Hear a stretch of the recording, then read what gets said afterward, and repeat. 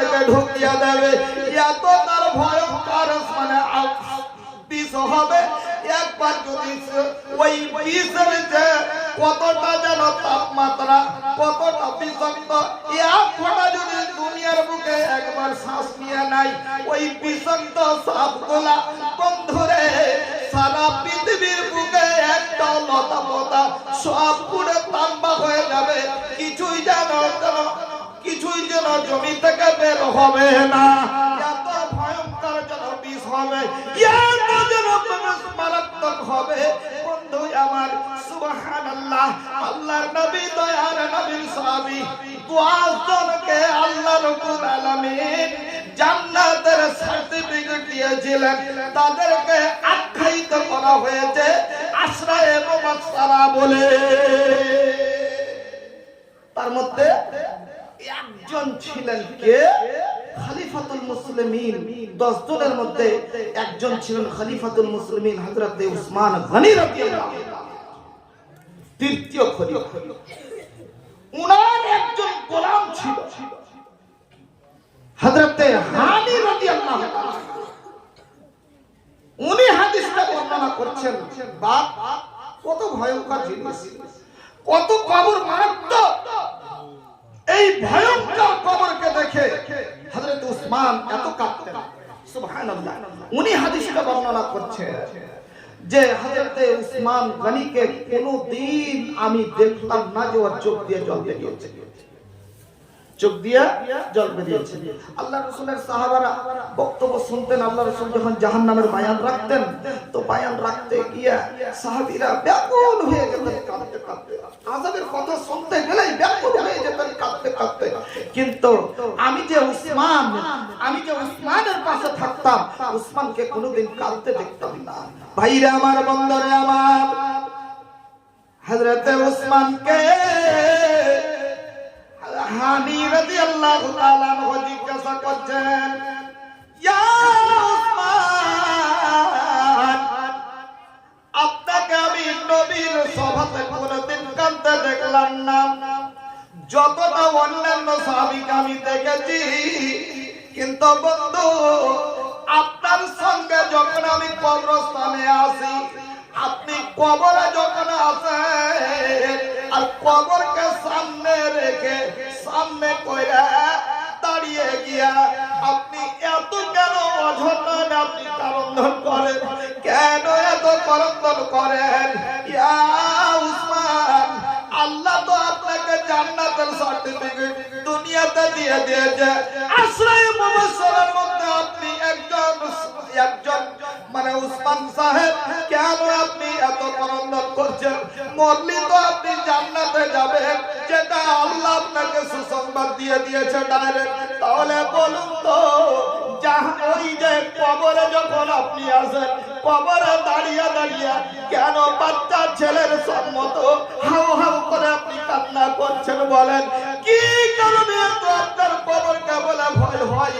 বন্ধু আমার, হযরত উসমান তৎক্ষণাৎ যেন জবাব দিয়েছেন, হানি রে, এই দুনিয়াটার পরে যে একটা জীবন হবে, ওইটা হলো পরকালের প্রথম আমার জন্য স্টেশন। ওই স্টেশনে যদি আমি ধরা পড়ে যাই, ওই পরীক্ষায় যদি আমি ফেঁসে যাই, তাহলে আখিরাত পুলসিরাত সব জায়গাতে আমার ধরা পড়বো। আর যদি আমি ওইখানে পাস করে যাই, তাহলে আখিরাত পুলসিরাত কেউ আমাকে আটকাতে পারবে না।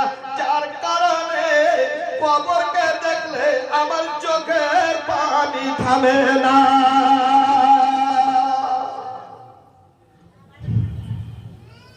আমরা কি করিলাম এ দুনিয়ায় আসিয়া, চিন্তা করে দেখ রে মন ভাবিয়া, আমি কি করিলাম এ দুনিয়ায় আসিয়া,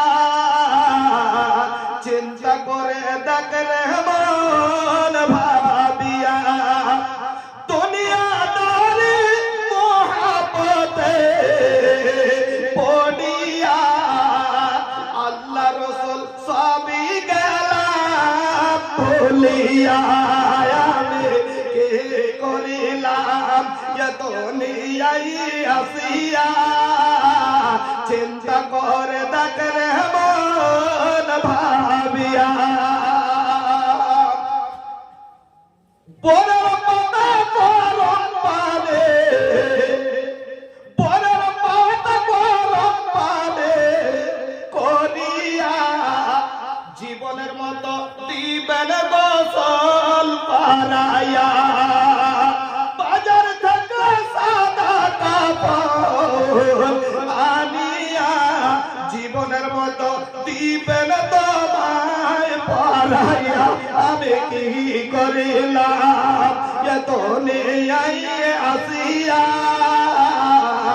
চিন্তা করে দেখরে মন ভাবিয়া ভাইরে আমার হানি রে এই জন্য আমি কবরকে দেখলে আমি নিজেকে সহ্য করতে পারি না নিজেকে কন্ট্রোল করতে পারি না এই জন্য আমি কান্না করে ভাইরে আমার বন্ধুরে আমার সে যদি জান্নাতি সার্টিফিকেট পাওয়া লোক হয়েও যদি যা কবরকে দেখে এত ক্রন্দন করে বাপরে এ আমার ভাইয়েরা এ কালিয়া চোখের গ্রামের লোকেরা এ দারিয়াপুর গ্রামের লোকেরা তাহলে চিন্তা করে দেখুন কতটা ঈমান বুকে রেখেছেন কতটা আমি ঈমানদার হয়েছি কতটা আমি নামাজি হয়েছি হায়রে আল্লাহ হায়রে বাপজান হায়রে আমার মায়েরা হে আমার বেটিরা আজকে 6 ছেলের মা হয়ে গেলাম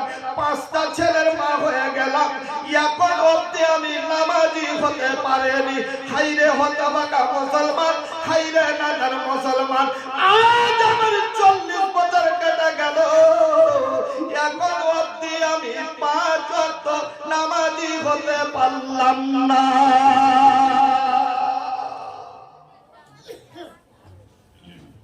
কি জবাব দিব আল্লাহর কাছে কি হিসাব দিবেন আপনি আল্লাহর কাছে বাপজান মানুষ তো মরে যায় মানুষ মরে মানুষকে যখন মরে তো মানুষ যত আল্লাহ মানে দামি লোক হোক যেটা লোকটা যতই দামি হয়ে যায় ওর বডিতে যখন আত্মাটা বেরিয়ে যায় ওর বডিটার কোনো দাম থাকে না কিছু দাম নেই ওর বডিতে যখনই মারা গেল সে এমএলএ হোক এমপি হোক প্রধান হোক গ্রামের মুখিয়া হোক যে কোনো কৌশলের লোক হোক না কেন ওখানে আর কোনো মূল্য থাকে না যখন তার বডিটা লাশ হয়ে যায়